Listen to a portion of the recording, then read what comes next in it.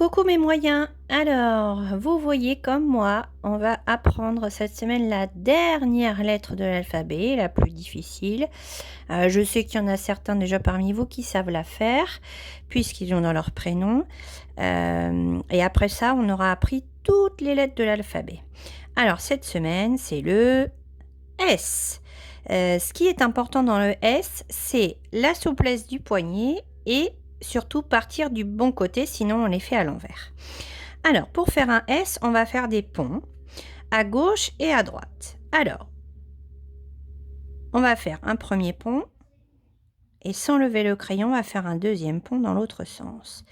Je vous le fais voir. On part du point et on va toujours vers la gauche. Vers la main qui n'écrit pas puisqu'il n'y a pas de gaucher dans la classe. On part du point en haut. On va faire un premier pont sur la gauche. Et puis après, sans lever le crayon, on va faire un autre pont vers la droite. Et ça fait un S. En fait, si vous le partez à l'envers, je vais vous faire voir ce que ça donne.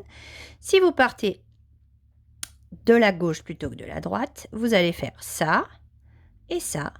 Et donc du coup, vous voyez bien que mon S, il est à l'envers. Donc ce qui est important, c'est bien de partir de la droite. Donc je vous le refais une dernière fois. On part du point, on va faire un pont à gauche et sans lever le crayon, on va continuer à faire un pont à droite. Et j'ai fait mon S.